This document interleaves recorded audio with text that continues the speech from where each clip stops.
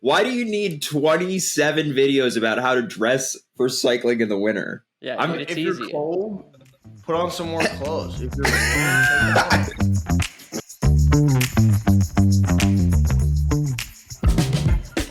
What up, party people? All right, just a quick intro today because it is Christmas Eve and I want to make the job a little bit easier on our producer so she's not up all night editing this podcast for y'all. So if you have any questions or feedback for the show, make sure you head over to bonkbrospodcast@gmail.com, drop us a note there, or you can hit us up on the Instagram page. Don't forget to check out all of the year-end shopping with our homies over at SILCA and use the discount code BONKBROS24 for 10% off.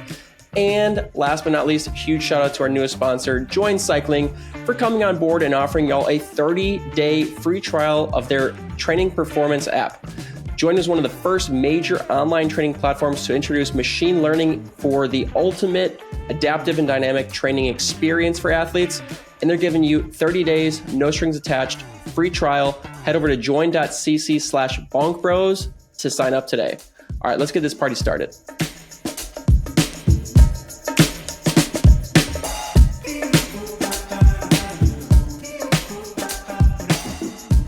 Are you in your new house? I'm in my new house, yeah.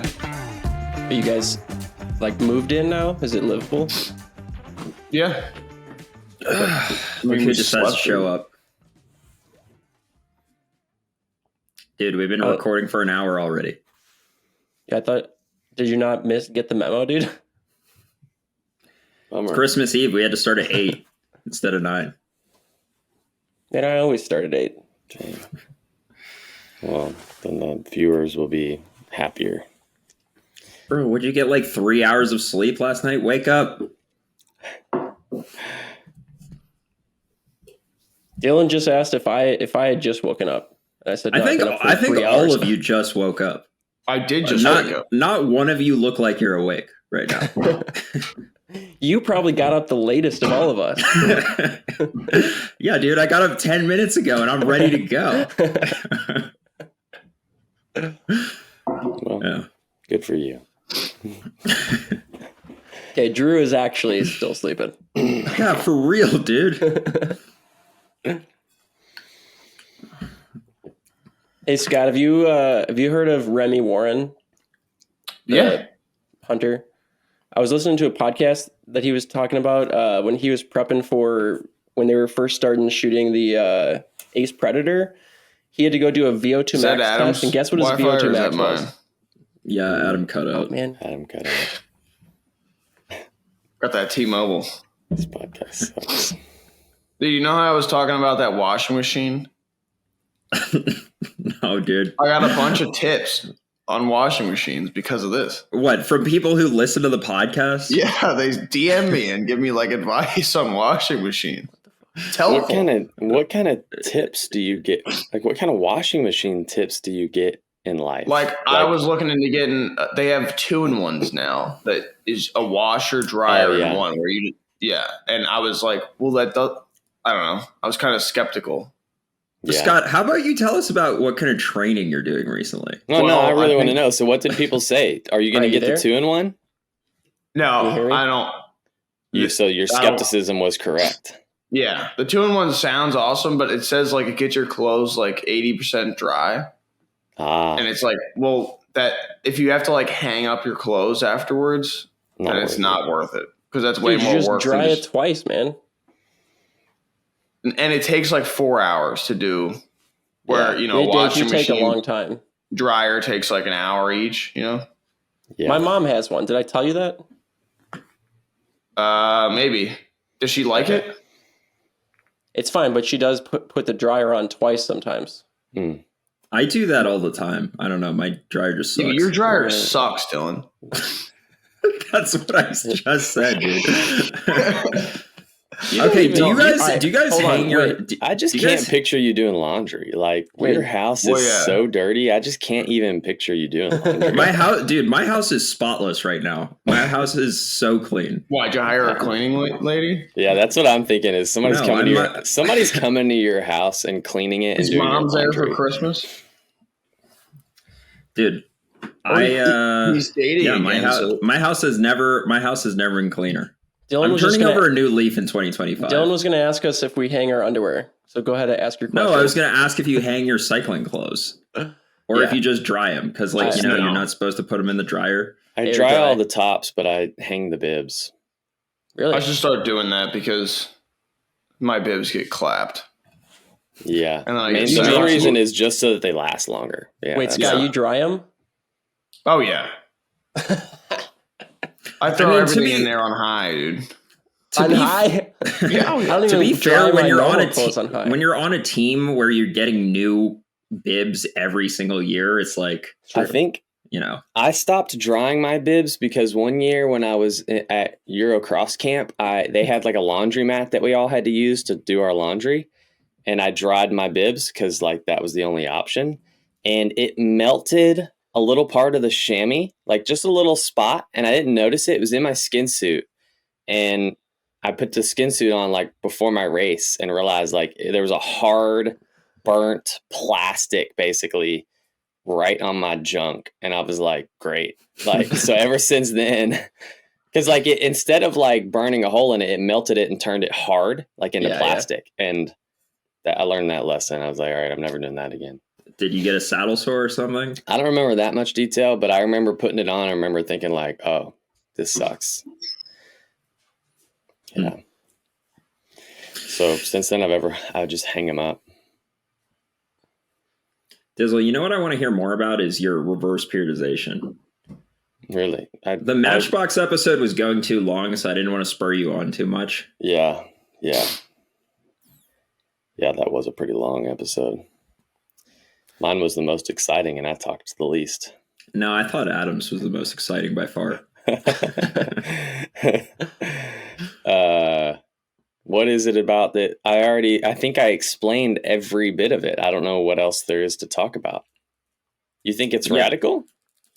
It's not radical. People do reverse periodization all the time, I guess. Yeah, it's not I think radical. It makes total sense. No, the way you explained it makes sense, I guess. Yeah. To fill in, Adam was there. I guess I don't need to fill in Scott. Scott doesn't really care. Are you going to? So you've been banging on about how your whole thing is you want more volume. You're going to do more volume than you've ever done in 2025. Yeah, but man, so you're going to do. That's hard. So are you going to do more? Are you going to do more volume in the reverse part, meaning early when you're doing high intensity? The whole time, just the whole time. The whole time you're going to do more volume. Yeah. So what does more volume mean? Consistently trying to hit more weeks where I'm hitting 25 hours consistently. And then bigger weeks would be north of 30. Okay. Don't you have a kid or two? Two. Yeah. How do you do that? Yeah, that's how it gets difficult. Well, most guys have jobs, and so this is. We know you don't have one of those. Yeah. So this kind of counts as my job, I guess. Your job. So why don't you train 40 hours? Yeah. Somebody has to try to run Ignition and make this podcast worth listening to, and you're do the other podcast. You think you're the one that makes this podcast worth listening to? So, that fills the other, 10 or 15 hours of my time. I could train 40 hours if Dylan actually pulled his weight with Ignition, but he can't even. Dude, one of us has to ride 40 hours. It's either going to be you or it's going to be me. Yeah, and someone's got to rake in all the clients, dude. Yeah, and I guess you've got more potential than I do, so yeah. Yeah, true. Maybe you get your VO2 max tested again. That's what I was saying when I was cut out. Dude, Scott, you know that guy, Remy Warren. Guess he was talking on the podcast. Guess what his VO2 max is? What? Why is he getting his VO2 max tested? For some show that he was producing a while ago. For Ace Predator. 86. 86, dude. Yeah. A hunter? Yeah. Just some, but that's not not a random hunter. I surprising. mean, he's an elite hunter. Sport. Does he do a lot of cardiovascular exercise? I mean, he hikes mountains with heavy packs. Basically, he carries what an you elk shit on all the out of time. the woods. Yeah, so he rucks. Yeah. He's a rucker. Yeah, he's basically, a rucker. yeah. Is that why you're doing all this rucking at him? Is that your inspiration? I know. I just heard about that this morning on my run. I was listening to his podcast. You already ran this morning? Yeah. Where do you guys find the energy for this shit? Dude, Scott, it wasn't but like 2 months ago that you were bragging about how you got in a 2-hour ride before the podcast one day. Yeah, I don't know what happened. I already rode 2 hours. Look at me. I think in the winter, now you're amazed. Tired. Now you're amazed that Adam ran. I have seasonal depression or something. I don't know. Have you been riding at all? Me? Yeah. Well, I was just in Wisconsin, so I wasn't riding there. You've been working on this house. I just feel like you've just been working on this house. I was doing some rides. The way Scott trains is that he doesn't train at all during the off season, and then he freaks out that his next race is 2 weeks away, and he just does panic train 35 hours of training in a week. First of all, that's literally what you did last year.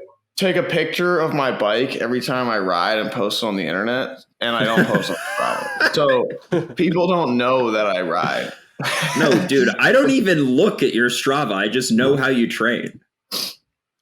Do you have Strava? I train like a little bit, and then come January, I just panic train for like 2 or 3 weeks. Exactly what I just said. You said I don't ride at all. Like I was riding. Then I went to Wisconsin. Well, come on. You know what I like is like Echelon did this whole 25 days of podiums, and every day has just been a picture of Scott. It's been awesome. Every day is a picture of Scott literally winning another race. And I'm thinking like, yeah, he must be on to something. Yeah. The proof I is may in the or may not have just partially torn my MCL, but we'll see. You don't need that for cycling anyway. Playing like indoor soccer? Actually, what'd you do? How'd you do that? Ice skating. Oh man, that sucks. In Wisconsin. Does that hurt more than because you also said a couple weeks ago you don't want to be the doofus that crashes in training? Does it feel worse having injured yourself ice skating? No, because ice skate. Because I don't know. No, because that's way more. Like I'm not an ice skater. You know, like it's dumb to crash in training when you're a quote unquote professional cyclist. Okay. I hear you. But it's okay to injure yourself if you're an amateur. Doing something that you suck at, yeah. Yeah. It was like the first minute I was on the ice too. What were you ice skating for? Just for fun? We like went and did like a panel for the team owner's kids hockey team. They like asked us questions and stuff, and we talked about like teamwork and crap. Oh, so this was a team sponsored thing that you tore your MCL at. Yeah.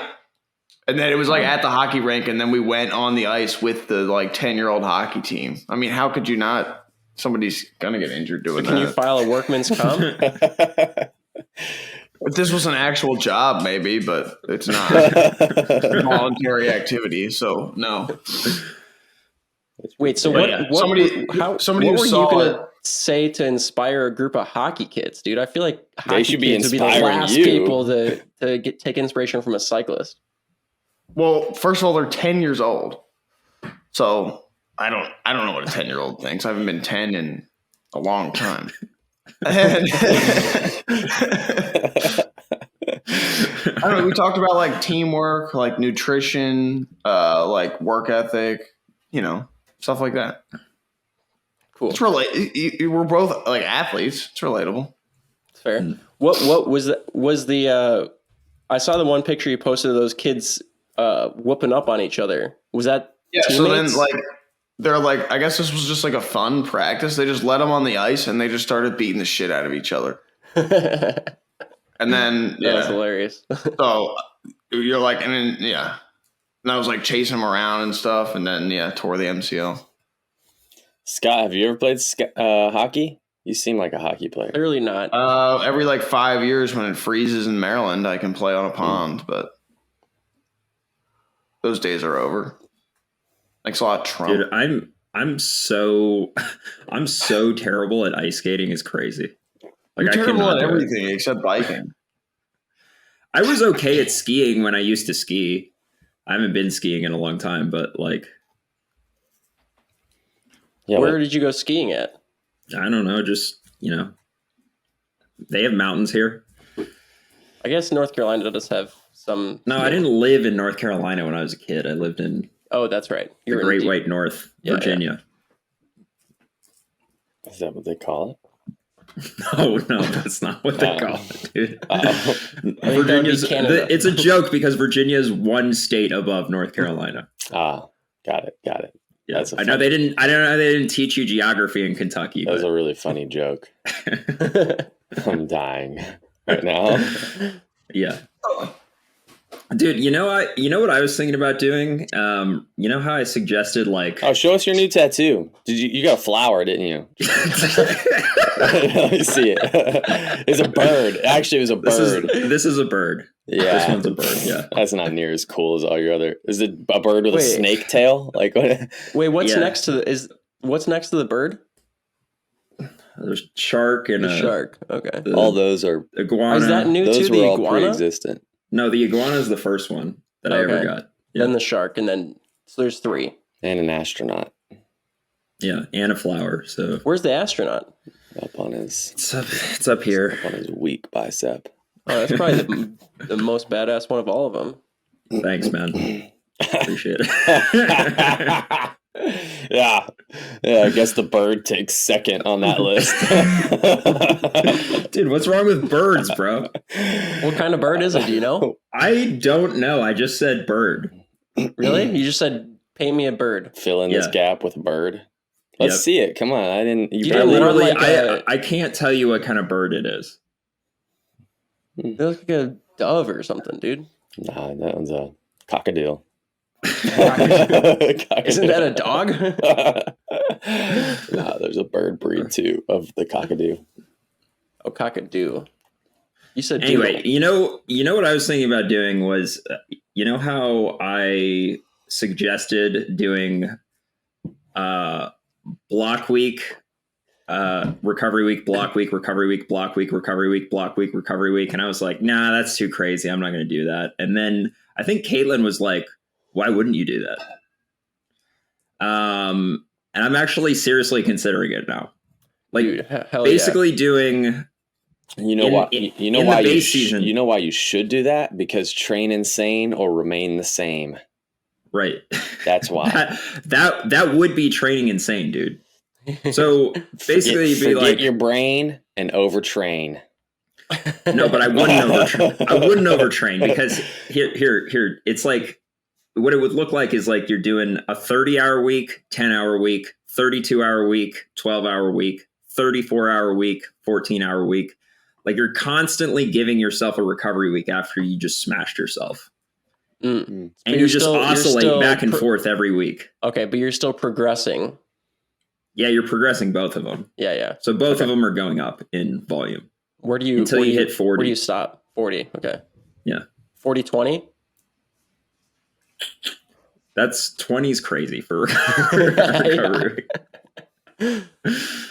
Nice. When are you going to start it? Well, I haven't decided that I'm going to do that yet, but I'm thinking about trying that. Is the weather good enough there that you can train that high volume this time of year? Yeah, dude. The weather in Brevard is amazing. Okay. It is not. All year long. Did you not hear what I said earlier in the podcast of where Dylan doesn't have any other responsibilities? So, well, I know that, but I also know he hates the trainer. So his responsibility is to train. When did you say that? About how you don't do anything other than train. Mm-hmm. And clean my house now. Oh, good. But you could do that in the dark. So there you go. Yeah. Dude, I that's actually what you just said. That's a mindset that I've definitely like adopted this year is like things that I can do after dark or like in the evening when people are sleeping. I do it then. Things that I can't do then, like train or whatever, do that in the day. Yeah. Great. That's great. Yeah. It just sucks when there's only 9 hours of daylight. Doesn't matter. Like that's just, I hate or that. even like for me, it's like when, I don't even need daylight necessarily. It's just like, what other responsibilities are going on? Like I can't leave the house if no one else is here to watch my kids. But if my wife is sleeping while my kids are sleeping, then I can do stuff. I can leave the house. You know what I'm saying? So you do all your stuff at night when your whole family's sleeping? Well, that's why I like got up and went for a run early this morning while they were sleeping. Gotcha. Yeah. Yeah. Because like if I didn't do that, like yesterday I didn't do that and I didn't get to go for a run. Yeah. Yeah, the more that you can accomplish when other people are asleep, the better. I figured that out. And like, I'd rather go for a run in the dark in the morning than like at 9 p.m. So like, if my options are, I can either like get some hyper focused work done right now in the morning or wait to do that till like the evening. I'd rather do my workout in the morning because I know I can do it then. If I wait to do it till 9 p.m., I'm probably just not going to do it. Yeah. When you sleep, what's crazy though is you know how like sometimes like you do something you think you're a badass because you're like, oh yeah, no one else is gonna be doing this right now. Like I was running at 2 hours before sun up this morning. No, dude, there were freaking like 4 other people out there with headlamps on running. I was like, wow. I'm just an average everyday person. Like, I'm probably more average for having to do this run in the wee hours of the morning than if I were able to do it in the middle of the day. I went on a mountain bike ride on Sunday. So Sunday is a day that people have off work. They should be out riding, but it was like 30 degrees. Yeah, right? They should. 30 degrees is very cold for Western North Carolina. People don't get out of their house when it's 30 degrees. And I rode for like 5 hours and I think I can count on one hand the number of people I saw in 5 hours in Pisgah, which is not a lot of people. Basically what I'm saying is I disagree. Like on a normal Sunday, you're saying you would normally see a lot of people. Way more than 5, probably like, I don't know, 40. Oh, really? Okay. Yeah. I mean, I didn't see 40 people. I saw 4. Maybe. I mean, you could maybe say that all 5 of us were badasses, but I felt like it very much reminded me that I was not a badass. I didn't have a headlamp on though, so jokes on those guys. You were just running in the dark and you couldn't see where you were going. No, there's snow on the ground. You can see plenty fine. Oh yeah, you do live in the Great White North. Yeah. All right. What are you eating, Scott? Animal products. Delicious. Nice. You getting hungry, Dylan? Watching me eat it? Steak and eggs? Yeah. Where did that come from? You just like got up and all of a sudden you had breakfast made. Megan made it for me. Wow. That's awesome. Wow. That's nice. Do you guys want to talk about cyclocross or whatever Tyler was talking about last night? Well, maybe if Tyler was here, but like, did anybody watch it? Yeah, I watched it. The only thing I watched was the first lap when Matthew Vanderpool was able to ride the hill and no one else could. And then he got like a minute gap from that. A bunch of other people rode it. He just rode it cleaner than everybody else. Okay, well, he got a gap just from riding that hill. Yeah, but he had a gap on the first downhill. He passed Toon Aerts, and like after that, it was over. You're like, wow. Yeah. And that's like, I don't know, a minute into the race, and he started from the third row. I was like, I didn't see that. I was looking for him in the hole shot. I'm like, man, he didn't get that good of a hole shot. And then that course is like the hole shot, but then there's this big long grass kind of uphill so that the hole shot is just extended, I guess. And by the end of the grass where the first 2 turns are, he was in third. And I was like, oh, there he is.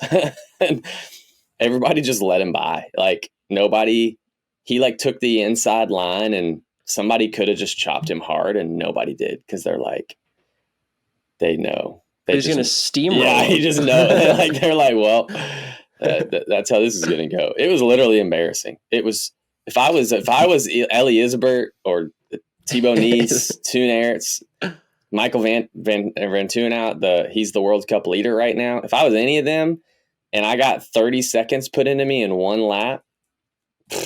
Was it 30 seconds in one lap? It was like 26 seconds. Yeah. How much did he win by total at the end of the race? Over a minute. Yeah. Jeez. I mean, he goes out like a bomb and puts 30 seconds into him, and then he just maintains it mostly. But he was still putting like 10 seconds into him every lap.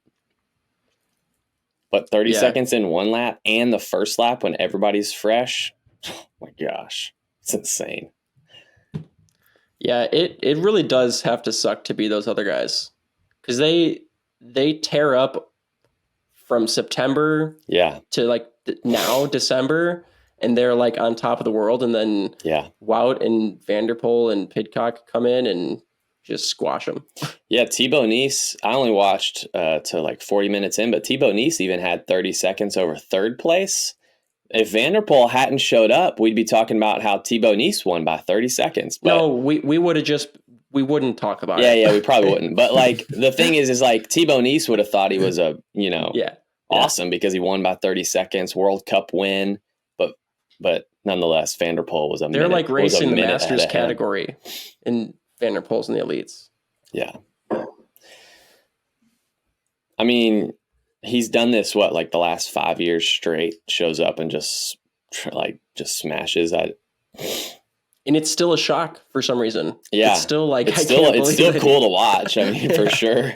Is it a shock at this point? I did the day before. He didn't race the day before. There were 2 World Cups back to back, I think, Hulst and then Zonhoven, and he raced Zonhoven. But Hulst the day before was actually pretty exciting. A guy that I don't think has ever won like anything won, Niels van de Poot, who's normally like he's usually between. Isn't that the ice skater dude? Nah. He's teammates of Van der Poel. He's on that Alpecin team, but I don't think he's ever won a World Cup, or I can't even think of him winning a UCI race. When all the other big guys are there, and he got a gap on the first lap and held it all the way to the finish. But that course was gnarly. Like, even the top guys were like, you guys had to have seen the video from the big downhill where people are just like tumbling over the front of their handlebars because it was like this super steep downhill, but it was all rutted out. And if you hit a funny rut, it was just over the bars. I think I saw from a highlight from the women's race. Yeah. Carnage. Yeah. And there was carnage in the men's race too. It was epic. Yeah. How do you have time to watch these races and train 40 hours a week? Because I was doing those things simultaneously. On Sunday, CJ was sick, so I had to ride inside so that I could ride while she was sleeping during nap time, but after nap time, I had to ride while I was watching the kids in the basement. So I had the bike race on. Nice. Yeah. And they were playing. The kids watch the bike race?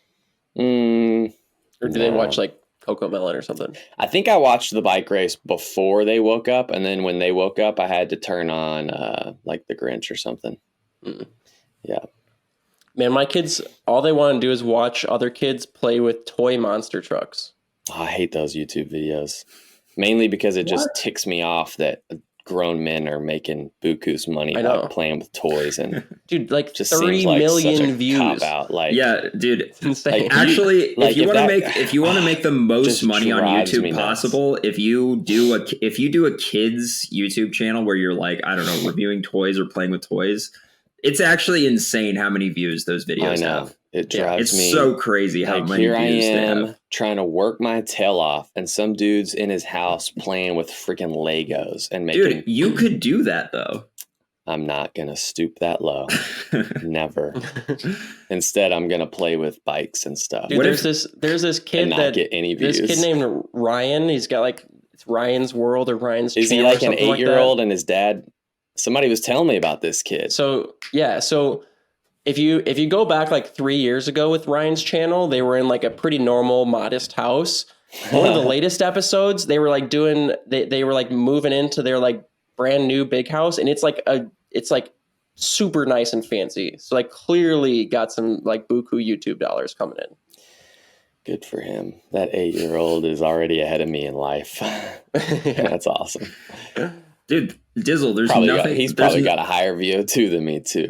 Dizzle, you have kids. There's nothing stopping you from start a channel with my kid. Yeah, like reviewing toys. Child labor. Yeah, that's a good idea. What if I told you like right now, if you start a toy YouTube channel, 1 year from now, YouTube will send you a check for $500,000. What would I have to sacrifice? No, you just have to make it. You just have to make that. You don't have to sacrifice anything, dude. You have to sacrifice your soul, and that's it. And I get to play with toys and hang out with my kid. Yeah. It doesn't seem like there's a downside to that. That's kind of the point I'm making. Yeah. I mean, some people would maybe argue that you're exploiting your children for money on the internet, but I'm not the first. Who cares about that? I wouldn't be the first to do it. Yeah, right. Just put 10% of it in a trust fund for them. So you would do it? I don't know. I don't like hypotheticals. This is you could make it happen. It's not really a hypothetical. I don't think I have that. I don't think I have the desire to do that. Mm-hmm. Okay, that's fine. And I don't know. I really don't want money to motivate me. That's all that motivates you, dude. You're literally reviewing a wheel top group set right now. I know, but what are you talking about? You don't want money to motivate you. I don't. It does. I know it does, but I don't want it to. And I want it to control my life. Dude, what if we said if you started making these kids' YouTube channels, you would never have to ride a wheel top group set again because you could actually afford SRAM Red on every single bike. I'm getting the new SRAM Red like tomorrow. But now I have the wheel top group set and SRAM Red. When is the wheel top video coming out, bro? I screwed it up because I set it up with I just threw it on with the wheels that I have, and all my wheels have a 1046 cassette, and the wheel top it doesn't do a 10 cog like the SRAM XDR. It only does an 11 tooth cog, so the shifting was all weird because I was trying to adjust it to work with the 10 tooth, and so I had to get a different cassette that only goes to an 11 tooth, and so I got to fix that.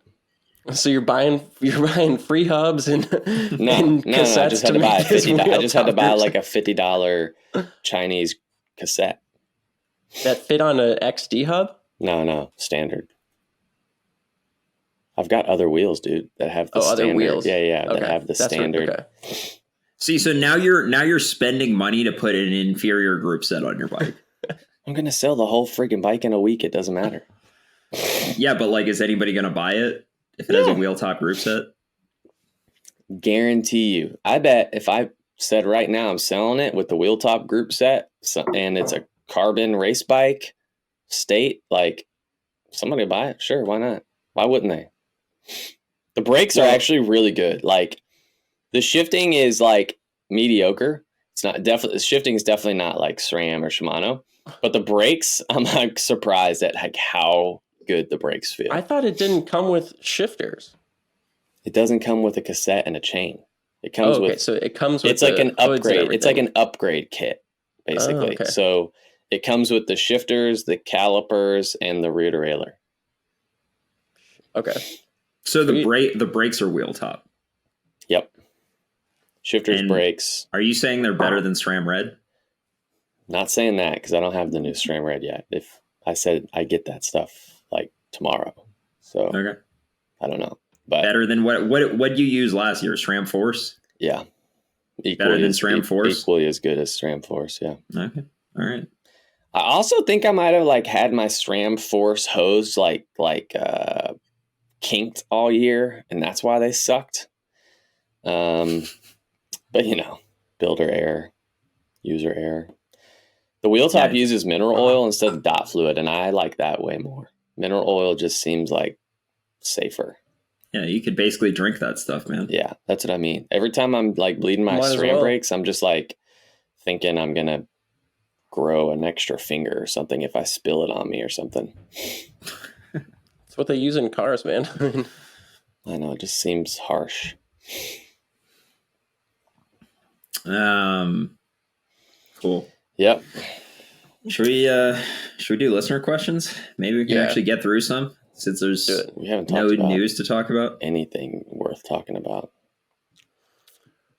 Let's see. This is from Patrick. He says VO2 max comes from your mom. No, really. And then he says, guys, even though Dizzle has a sub-elite VO2 max, fear not for his children. They could be really talented if his wife is indeed a better bike racer than he is. Your genetic ability as an aerobic athlete largely comes from your mom. That's because your mitochondrial DNA is passed down through her solely, not the father. if you have a high VO2 max and you're very responsive to training, thank your mom, not your dad. Although you can surely thank your dad for your grit, if that's the case, Dizzle. I always think here of Taylor Finney. What do you guys know about his mom? And then he sends like a smiley face. I don't know anything about Taylor Finney's mom. Well, both of Taylor Finney's parents were famous athletes. I guess wasn't she his mom and his dad? skier? Wasn't she? Yeah, I don't know. Olympic cross country Literally, skier? I'll be honest, I have no idea. Speed skater. That's what it was. Yeah. Dude, CJ's a really good cyclist, man. Your children could be fast. She has a lot of potential, yeah. What do you mean? She's a national champ. If you want to read the study, I can send it to you. He sent a study. I know. I am like, how do they even come up with this stuff? Like, do they do a blind? Like, how do they do that? Like, they say, oh, we're going to have a bunch of kids and we're just going to have them without the dad. You know, like the only way to have kids is to have a mom and a dad. So how can you say have them without the dad? So how can you say that this trait only comes from the mom? What do you mean? They're analyzing DNA. They take the dad's DNA, the mom's DNA, and then they're looking at specific markers within the DNA that everybody has a VO2. Ability. The dad has a VO2 and the mom has a VO2, and now the kid has a VO2. How can you say that only the mom contributed to that? That just seems kind of crazy to me. I'm not saying he's wrong. I'm just saying that seems kind of crazy that genetic science is crazy. Your VO2 max only gets passed down by the female. Well, your VO2 max is just it's a way of measuring what your like aerobic potential is. And like that aerobic potential comes from some form like I know, but genetic. Like, it's not just some little blip in your DNA. It's like the whole way your body is constructed, it produces your VO2 max. Like if my chest cavity was a different shape, I'd have a different VO2. If my lung, like whatever, change one little thing and it changes the whole thing.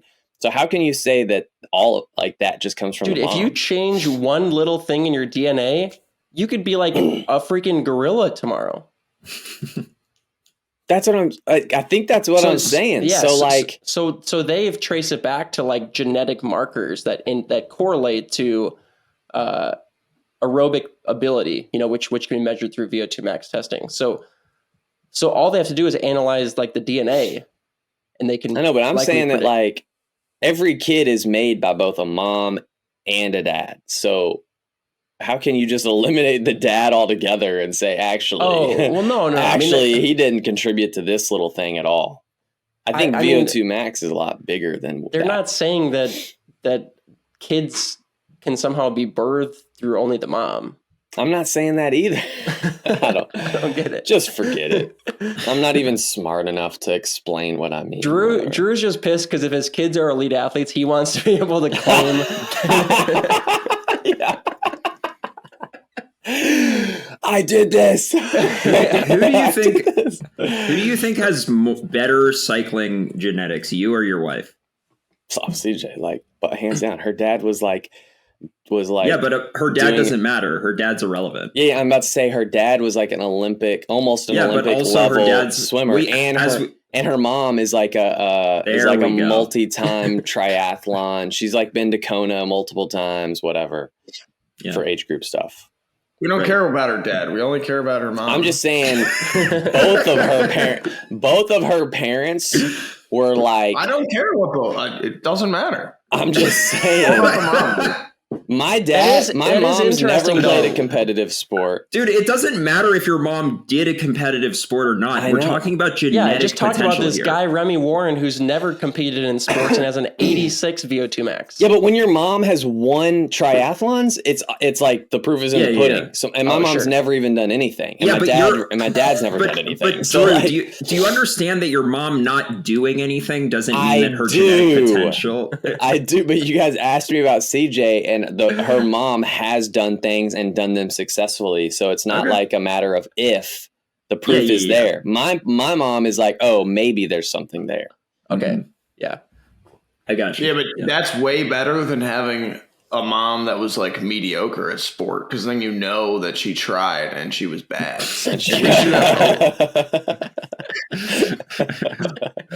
Is that what your mom did, Scott? No, my mom was a really good swimmer, actually. All right, there you go. Yeah. Why are we talking about this? I don't know. Why are people so amused? Honestly, that's the most interesting question we've ever gotten on this show. Usually it's just like, oh, I have a 40 millimeter Specialized Pathfinder Pro, but I can only fit a 38. Oh, I meant to mention this. Last night I got a package from the one and only Sioux Falls hero, the fastest bike rider in Sioux Falls. He is. Kenny Pike sent me some worthless garbage. I'm not even gonna say what he sent me. Why not? I won't say what he sent me, but Why not? Say it. He sent me some power pedals, but I'm sponsored by Look, and I'm about to get them Look power pedals. So I'm not about to drop about whatever pedals he sent me. But I think they're functional power meter pedals, and I'm like. But he says in the note, I can't tell if he's being sarcastic or if he's being for real. He's like, here's some worthless junk. I even included the platform swap outs for you. And I'm like, I don't think this is worthless junk. Like, I think this is actually worth a couple $100. Like, this is a functional power meter. I'm so confused. Why did he send this to you? That's what I'm trying to. I don't know either. I'm confused as well.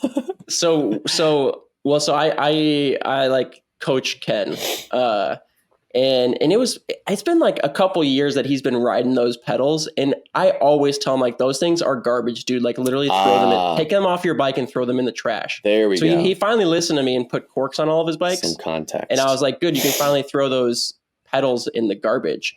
And he's like, maybe I should send them to Dizzle since he likes getting garbage in the mail. Oh okay. Yeah, dude. Yeah. Nice. You guys know exactly what I'm about to do. I'm about to put them on that wheel top. Rallies. I'm about to put them on that wheel top bike and sell it. Dude, hell yeah, for an extra $100 because it comes with a power meter now. Okay, what power meter is it? I didn't. The Garmin Rallies. Yeah, those ones suck. Okay. But the Look power pedals, the power blades, those are some good. I haven't got them yet, but I'm sure they're better than the Garmin ones. Why are you getting those? Because I'm sponsored by Look. So basically, we can't trust anything that you say about them whatsoever. Or any power numbers that you put out for the next year? Whoa. Slow down. You have corks, so you should do the dual power meter experiment. I use corks. Are you gonna stop using your corks? No. So you don't trust Look? Look sucks, according to you. I do trust Look the pedals. And I used their pedals all this year. Do you know who else I'm teammates with? I'm teammates with Keegan because we're both sponsored by Look. Yeah, we run the same pedals, so we're basically teammates. He runs the power meter pedals? No. I just said I'm not going to race those. I race the normal pedals with a cork. Scott, you ever use power meter pedals? No, I use 4i power meter because this is the best power meter ever made. Because he's sponsored. Because he's also sponsored by 4i. That's a blatant lie. Mine has been 4i sucks, dude. I just want a power meter that doesn't stop working randomly. And you think 4i is the solution to that? Apparently. I've used it for a year and it never stopped working once. Do you care about the accuracy of your power meter, or you just want it to not stop working? I care about the consistency. Precision. That would just be like your scale. Over accuracy. Your scale doesn't have to be accurate as long as it's consistent. Yep. And then I hop on a cork if I want to get a confidence boost because it reads high. That's why I was about to make that exact joke. Yeah, the reason I use cork is because I want my numbers to be as high as possible. It's probably also consistent, but just consistently high. Yeah, which is okay with me. I need every little confidence boost I can get. All right. Nick says, hi all. The UCI Gravel World Championships are all in Europe. What about 2026, which is in Nannup, Western Australia? Insert snarky comment about Americans, or is that Canadians? Terrible sense of geography. Hey, buddy, shut up. You correcting us? This is our podcast. We can say whatever the crap we want. We can. If it's not in America, then we don't care. People can call us out. That was me. I'm the one that said that all the gravel world championships were in Europe. So does this guy think that we're Canadian? Yeah. I don't know what that part was about. You just take your snarky comments Nick and says, shove them up if you want a gravel race that's in the middle of nowhere, how about a town of 400 people 200 miles south of the most isolated city in the world? It could be worse and be 400 miles east, but then that 200 miles south of the most. Why didn't you just do it in the most isolated city in the world? What's the? Oh, He's saying you're even farther away into isolation than that city. Yeah, not if that's the most isolated city. Is he talking about what, Perth or something? What's he talking about? I don't know. 200 miles north of Nannup. Where's Nannup? Western Australia. What the fuck? Does he expect us to know like the cities in Australia? I don't know. Yeah, what was he trying to accomplish here? Just to prove that he's smarter than us? Dizzle, why are you in such a bad mood this morning? Yeah, you're in the worst mood possible. This guy was just suggesting a race to you, and you're like freaking beating him down. Yeah, I don't think he's like being a dick or anything. Oh, I thought he was. I took it as that way. Dude, I think you're the one being a dick, man. Oh, sorry, Nick. Okay, so 200 miles north looks like maybe it is Perth. So I am smarter than this guy, huh? Maybe, dude. You might be onto something there. Dude, yeah, exactly 200 miles north is Perth. What are we talking about right now? Is Perth considered the most isolated city in the world? Probably because, well, like, it depends what you define as city, but it's way out there by itself, and the rest of Australia is over on the east. The rest of the people. Yeah, why are we talking about this? It's just, it doesn't matter. We talk about whatever we want. It's our podcast. All right, I mean, we were talking about a washing machine for a while, so. Yeah, that was pretty good, though. Yeah, that's helpful. Well, anyways, if you want to go to gravel worlds, not in Europe at some point, you can go to Nannup, Western Australia.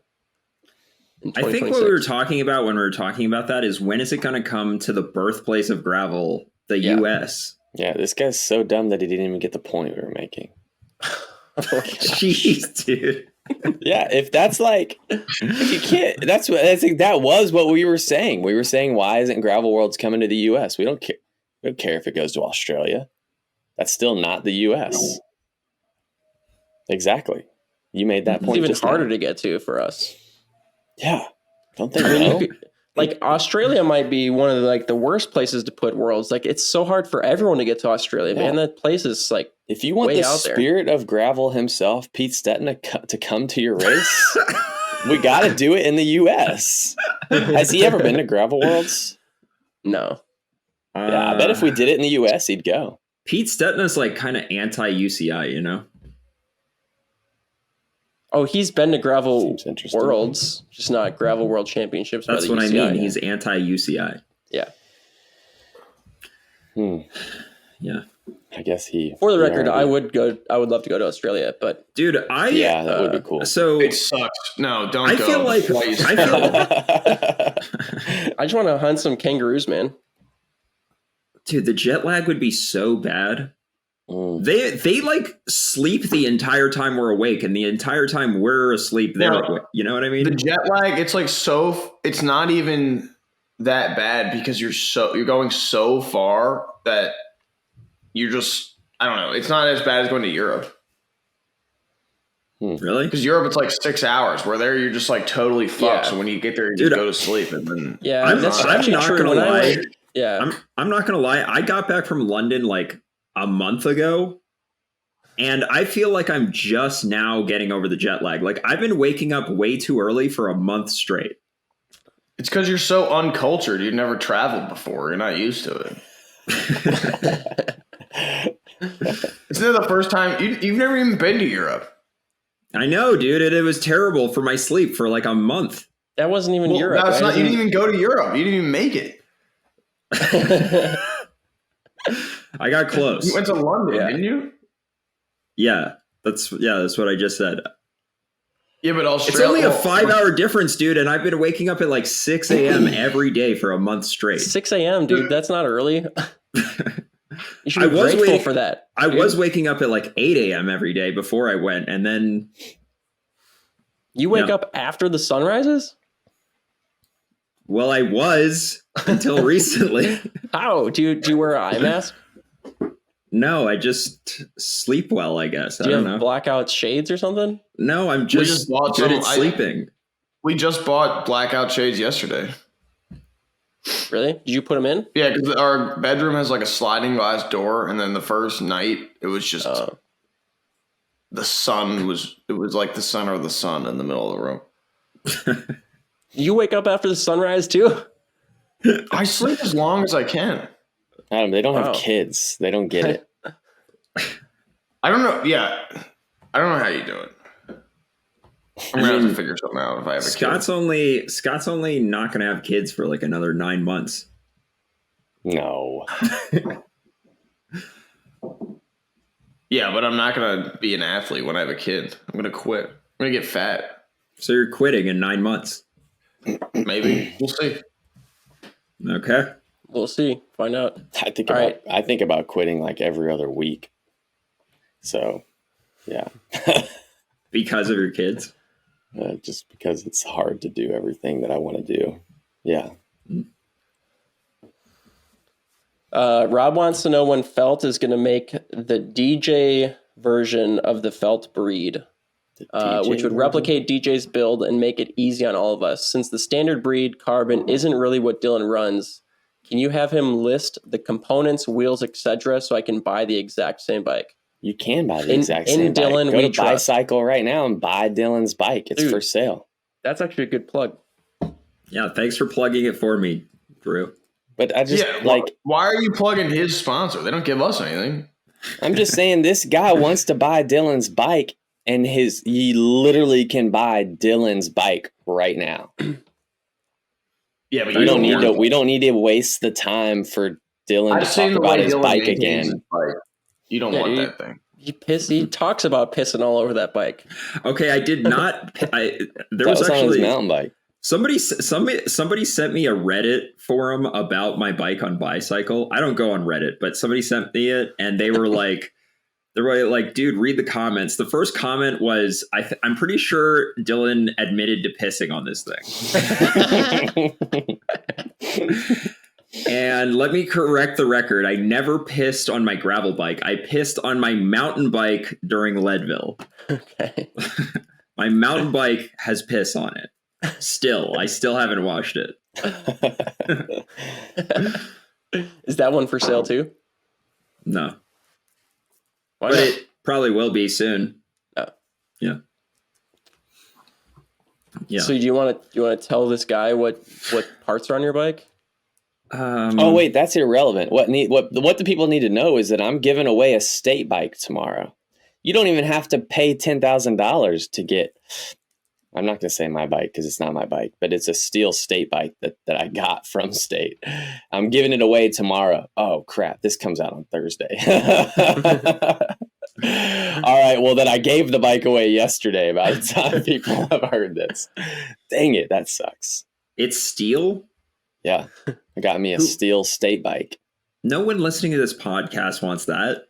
300 people have commented on the post who won it, and I'm pretty sure some of them listen to this podcast. So it's free. Yeah, I mean, all free.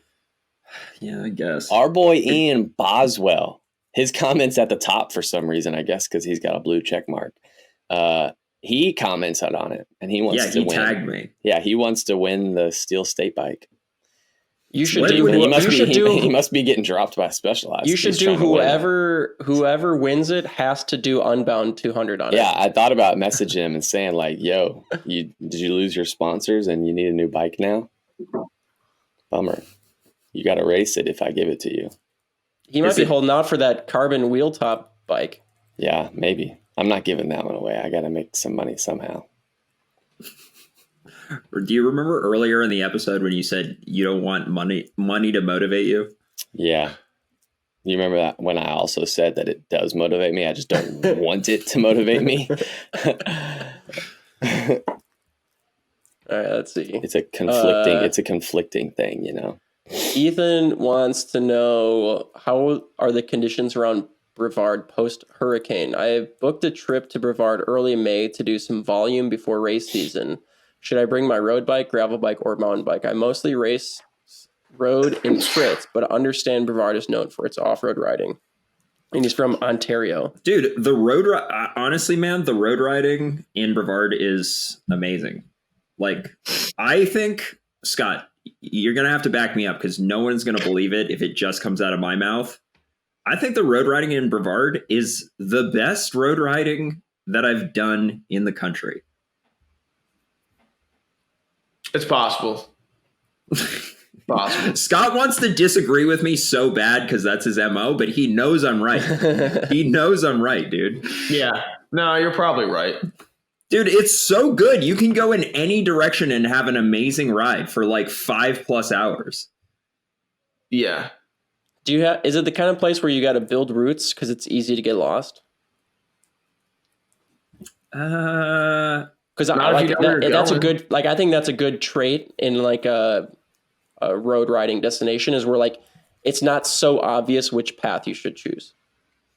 Yeah, I mean, if you've never been to Brevard, you're gonna have to make routes, I guess. Yeah. Sure. Yeah. That's well, awesome. it's not like I don't know, in like Colorado, some places there's like routes, one or is it road. routes? You guys said whatever. routes. Who cares? I think it's routes. Do you say Route 66 or Route 66? Oh, dang, you just lit me up. Oh, dang. Route 66. I think that, like, that's a good point. I don't know. Look, this guy should bring all 3 bikes because I think that the gravel riding's good. I think the mountain biking is like the best on the East Coast. I think the road riding, there's a potential for it to be the best in the country, honestly. And I think there's some areas that you go to where you could do like a 5-hour ride and you're barely going to see a car. And you're like in the mountains on curvy roads and you're doing climbs and then you're doing sick descents. And you didn't see it. There wasn't one stoplight, you know? Yeah, it's awesome. What's the like longest climb you can do? Probably like close to an hour. Yeah, if you go to 215, that's like an hour-long climb. 276 is like 45 minutes. Wow. Yeah. Pretty sweet. Well, I mean, this guy said he chose Brevard because he wanted some place that was drivable. So, yeah, I don't see why you wouldn't just bring all the bikes. Some place that was drivable? What does that mean? He lives in Ontario, Canada. So, Brevard was within driving distance. At that point, you can just drive anywhere. For Ethan is, I don't know. I don't even know where Ontario is relative to freaking Brevard. No, Tucson's definitely way further from Ontario than Brevard is, but yeah. And it's going to be hot as shit. Holy shit. Ontario is way up there. I guess. Is Ontario? So all the pros go to Tucson in the winter, and I've been to Tucson, and the weather is nicer. Like, it's usually drier. It doesn't rain as much, but it's probably only, I don't know, on any given day, it's probably only 5 to 10 degrees warmer. Like, it's not that much warmer. It's not like you're riding in the summer in the winter, you know? In Tucson? Yeah. No, it's way warmer, dude. Is it? Yeah. I agree with Dillman. Yeah, it's way warmer.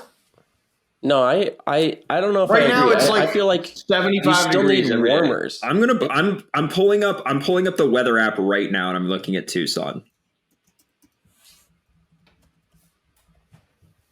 So in January, the average temperature is 68, the average high. Now we're going to check out Brevard. 48. 20 degrees, man. That's a lot. Okay. All right. 20 degrees. Yeah. Fair enough. That's a lot.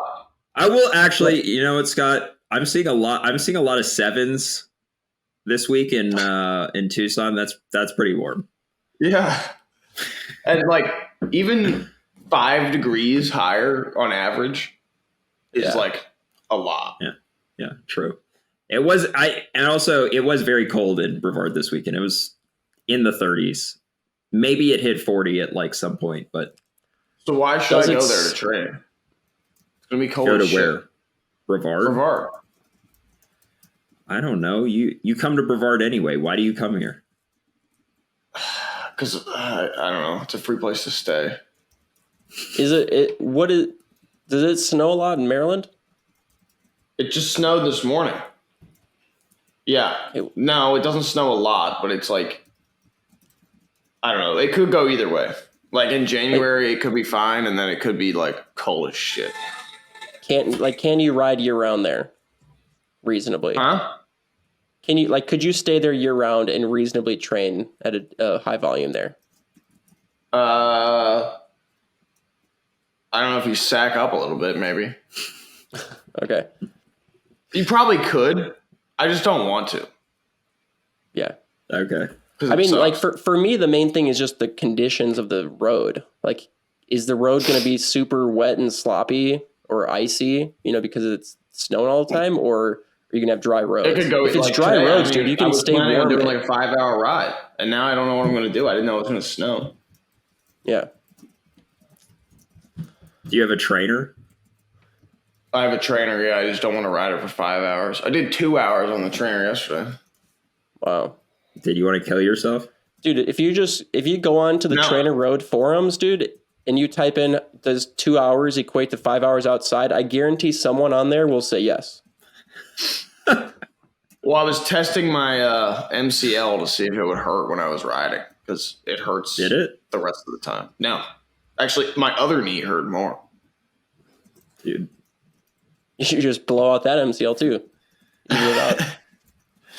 And this was my bad knee. I'm hoping I whacked it back into place. You know what Scott does? He cuts holes in the knees of his leg warmers to alleviate knee pain.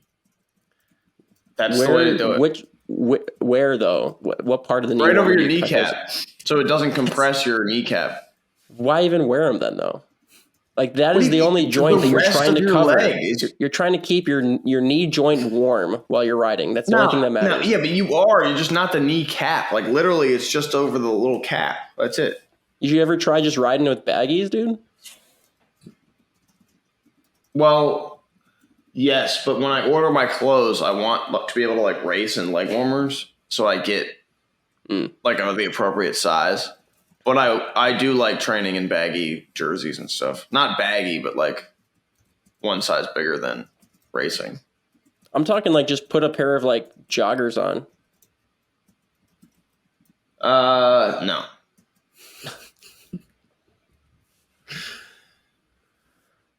Does that actually help? Cutting the knee out of the kneecap out of the. I could see did that. help with your knee pain? If you have like chronic knee issues like I do, then yeah, it helps. I think it helps. Especially but it's this time of year when I start training a lot more. So I'm just like increasing training load. Then my knees start hurting. So then you're cold too, which doesn't help. And the compression of the clothing. That's when I always but I would think that your kneecap being cold is like also not good. I'm sure it's not good, but I think it's better than the compression. All right. Maybe your knee's just so numb because it's so cold you don't feel it. No, I also don't wear them when it's like actually freezing. It's like when it's like 50 degrees. I'll wear the ones with the knee holes in them. Okay. That's fair. What temperature do you start wearing leg warmers? Dude, I don't know. What is this, like a dressing podcast? It's just a question, man. I don't know. It seems like a pretty reasonable question. We're talking about training in the wintertime. Dude, GCN does have so many freaking videos about how to dress in the winter. Do they? Yeah. Are they good? It's like, no, dude. Why do you need 27 videos about how to dress for cycling in the winter? Yeah, dude, it's easy. If you're cold, put on some more clothes. If you're warm, take them off. I like built out a spreadsheet for my athletes that have asked about cold weather layering. But it's a pretty simple equation. Like every 10 degrees, you just add another layer. And I have you should work for GCN, man. Yeah, but don't they have like I have like a bunch of different kind of clothes, dude. Like, GCN has never made one single video about weightlifting for cycling, yet they've made 27 and a half videos about how to dress yourself in the winter. Probably because they don't want to look like pussies in front of the camera. True? They probably can't. It's true, dude. I've looked at it. They have a video about weightlifting. They have to. No, they don't. Let's see. GCN weightlifting. 6 beginner strength training exercises for cyclists. It's probably like air squats and kettlebell swings. 7 easy exercises to make you a stronger cyclist. Probably like. But they're all like, it's, I think what Dylan's saying is like, as far as like the benefits of strength training, right? Sure. I wonder if they quote Dylan in the video. video. This one says strength training for cyclists. Dude, Dylan, you're totally off here, man. They've got a lot of videos on weightlifting. Idiot. I mean, 5 essential gym exercises for weedy road cyclists. I don't even know what that means. What's weedy mean? Is that a British term? I don't know. Skinny? It means skinny. Puny? Puny. Weak. All right. Let's see. Jonah says, hey guys, you're my favorite cycling podcast, and it's not even close. I love the authenticity. I'm about to buy new wheels and tires and am stuck on what tires to get. How are you stuck on what tires to get at this point? Dude, I'm like concerned for people when they say this is their favorite cycling podcast. You know what I mean? Like, well, I mean, all the other cycling podcasts besides the Matchbox, they do suck. Like all of them. The Narrow Show sucks. GCN sucks. Lance, washed. Come on. Lance Armstrong? Yeah. We are the best one. Like, seriously. What about Payson? Not even. Is his even a cycling podcast, or is it just a Payson podcast? What about Breakfast with Boz, dude? I do like Ian Boswell, and I've never listened to his podcast. All right. I do really like Ian, though. He's super cool guy. What about the one that Amanda does? Yeah, but theirs is like boring. Gravel rodeo or whatever? Yeah, it's just boring. Like they don't have much. Bill is cool, but he's not. It's just like I like Bill and Amanda, but they're not. Tell us how you feel about Bill. They're not as like dumb as we are. Like people like listening to us because we're so dumb. Like. Speak for yourself. Yeah, that's what I was going to say. Speak for yourself, bro. You guys get things wrong. Dylan, you just quoted that GC doesn't have a weightlifting video. And Adam Googled it. That just happened 1 minute ago. Yeah. Our podcast is more entertaining than theirs for sure. Okay. Theirs is way more accurate though. Like, do you think they look forward to recording their podcast every week? Because I feel like I look forward to this every week. It's like, this is something that I enjoy coming to every single time. Exactly. That's why it's so good. We're all just authentic. Dizzle, the first 5 minutes of this podcast would suggest otherwise. Yeah, well, sometimes you got to get out of your shell in the morning a little bit. Mm-hmm. Takes a little bit. All right. Well, now that I've been hanging out with you guys for an hour plus, I'm pumped. You guys have brightened up. You guys have just brightened my day so much. Do you not know how modern media works though? You got to be the most energetic in the first 5 minutes, or people are not going to listen an hour. When I saw your bird tattoo, dude, it just made me so happy. That bird tattoo just lightened. It was just, oh, look at that! Would you just look at that? Yeah, oh, dude, that's so cute. So stoked to get a tattoo with me when you come down here. I am. Yeah. No, I'm 100% committed to getting a tattoo if I go to Brevard. And right. CJ doesn't listen to this, so I'm not worried about it. Good, dude. She'll find out when I come home, and although it's flannel season, so she wouldn't even see it until a while. You don't want to face tat? I'm not going to get a face tat. No, an arm tat. Do you not wear a t-shirt all winter? Nah. All right. Flannels. All right, well, where Jonah lives, apparently he's got tame gravel, and his local gravel races are about half road and half gravel. He basically says, I believe Dylan when he says mountain bike tires are faster than gravel tires, but how much faster? Is that what makes them faster? Is if you believe in them or not? Like he said, I believe in Dillman. That's true. That's not what you should be basing your decisions off of. He basically wants to know, like, if he's riding 50-50 gravel versus road, not mountain are the tires. mountain bike race tires still better? No. So I want to clarify that the mountain bike tires are faster on gravel. And then if we're talking about road, it really it kind of depends on what tires you're comparing. So like, are you comparing? I don't know. So he mentions Pathfinders, Terra Speeds, and Race Kings and Thunderbirds. Okay. So like, if you just took those 4 tires and you were considering which tire would be best for 50-50 gravel and road riding. Yeah. So I think Race King is probably going to be too aggressive for that. I feel like Thunderbird is a pretty fast tire all around, like even on pavement. Probably not as fast as like a very thin casing, like a very thin casing gravel tire on pavement. But it would be faster on the gravel for sure. I think Thunderbird is probably on gravel, maybe the fastest tire, except for like something that's got such a thin casing that it's going to flat instantly. I'm talking about a tire that's actually going to make it through a race, right? So why is the Race King your go-to? I use Race King for races where I'm worried about flatting, like Big Sugar and Unbound. Okay. I did use the Thunderbird for races where flatting was less likely, like the Rad. How many flats did you get this year? 0. I didn't flat once. Nice. It means you can run. That means you can. It means you need to be more risky. Maybe.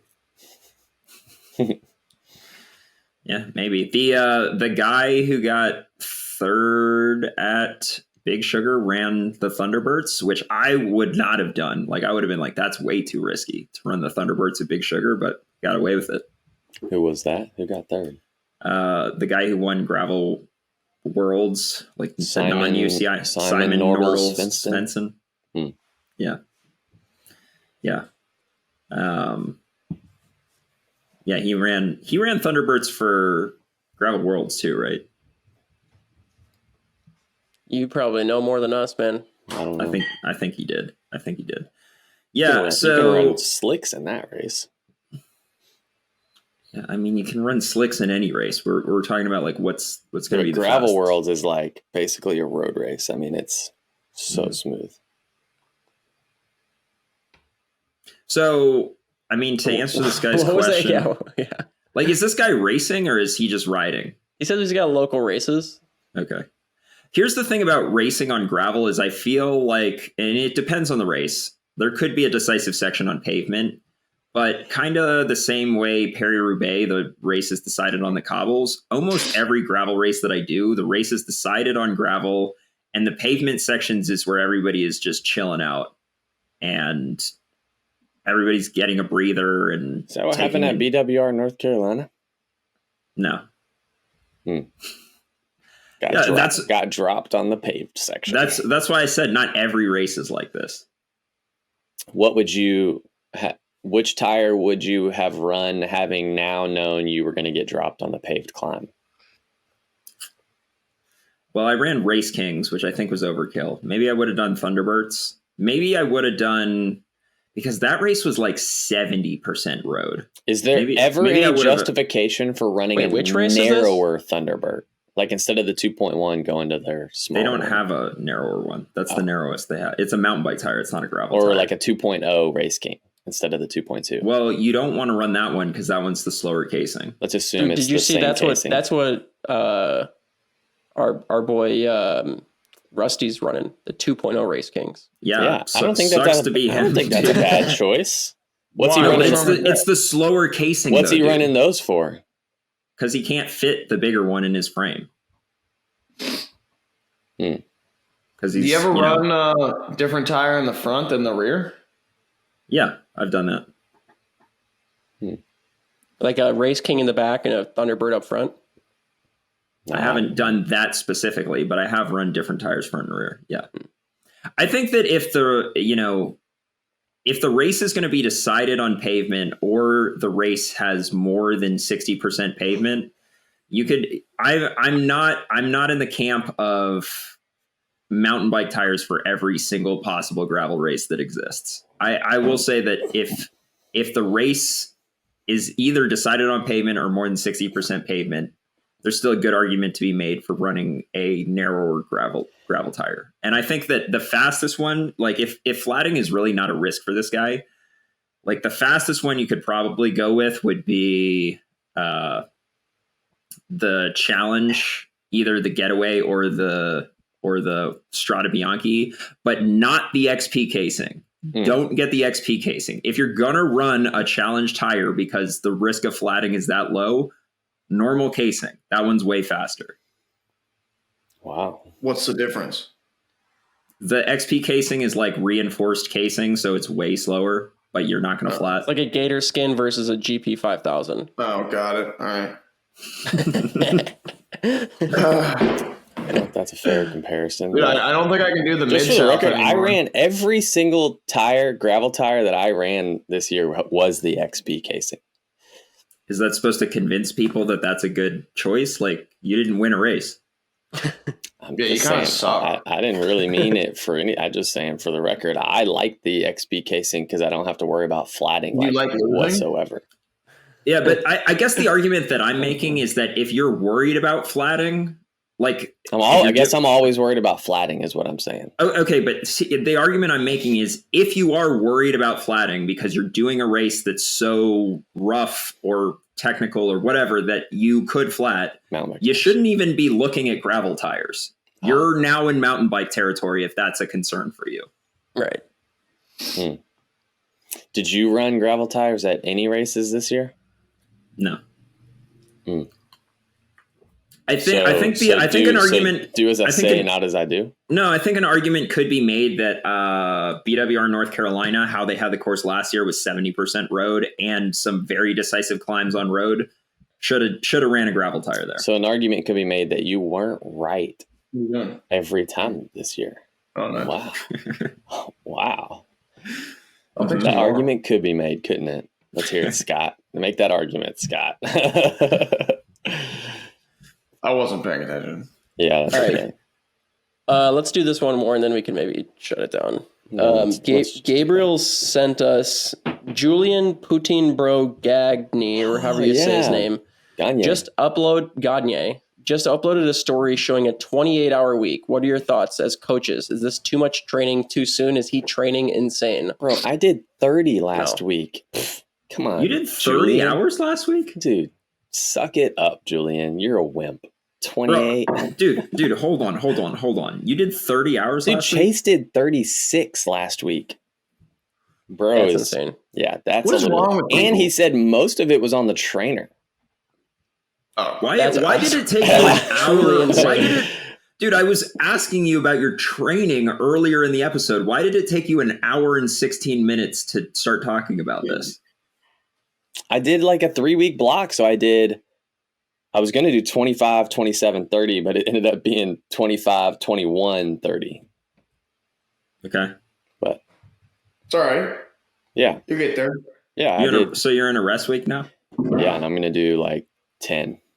Okay. Serious recovery. Do 0.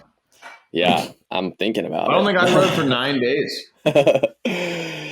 Well, like, I think 3 of those hours are going to be like cross training. So I'm really only going to ride like. That doesn't count, dude. Yeah. So when you say 30 hours, did you include gym and some others? Does an hour run not count as endurance training? An hour run is fine, but like, were you including gym in there? Yeah. No. I did 2 hours of gym. Okay. So it's a 28-hour week. Really? I mean, that's training. Is that not training? Yeah, but that's not cardiovascular training. I never count 30 hours of riding. I never count. Yeah, I agree. I never. Yeah, but for me, 30 hours is like so hard to get. I'm counting it Because like that's another 2 but hours that I'm cheating, not doing bro. anything. That's 2 hours that I'm training. That's 30. I did a 30-hour training week last week. Yeah, but you didn't do 30 hours of cardiovascular training. That's not what I said. I said I did 30 hours of training last week. Running doesn't count. If you go on my training peaks, running doesn't count. Running counts. That's fine. No, bro, you try to run an hour. Way harder than riding an hour. Anyways, running is fine. But I'm saying you can't include gym work. 2 of those hours are gym work because for me, that's 2 hours that I'm not hanging out with my family. 2 hours that I'm not working. Whether 2 or not hours that I am dedicating to building my fitness. No, Drew. I get it, man. You're not hanging out with your family. Like everyone understands, you're not hanging out with your family, bro. But those are 2 hours I'm training. No, but whether or not you're hanging out with your family doesn't impact whether your cardiovascular fitness got improved. But those 2 hours are improving my fitness. Dude, also your Strava says 26 hours. I don't use Strava. I use Training Peaks. I don't know why my Strava's off. Because on the day I rode the wheel top bike, it didn't have I just didn't record it. I just timed it with my watch. Why?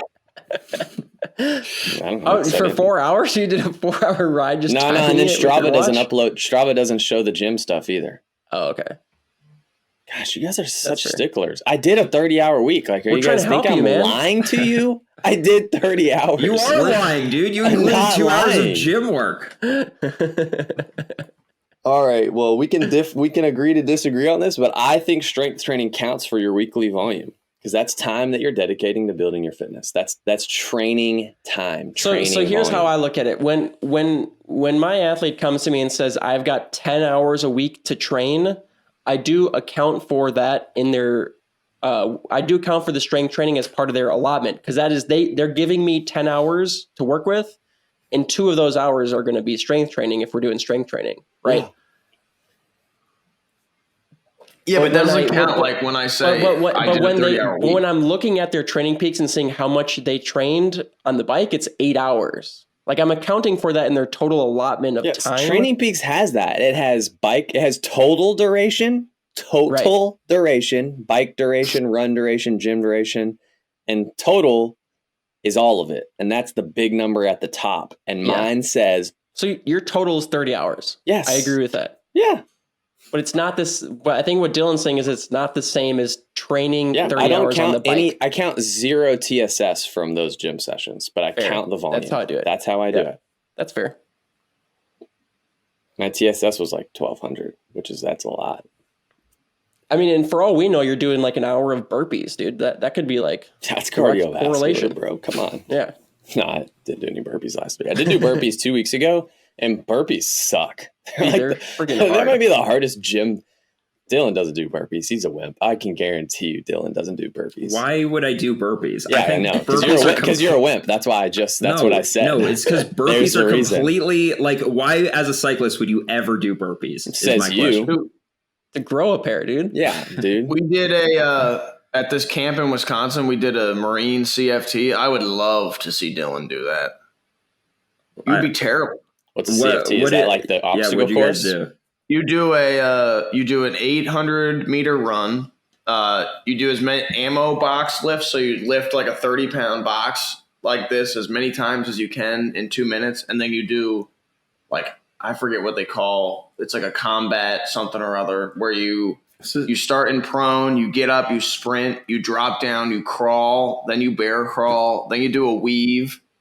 Then so it's basically like CrossFit.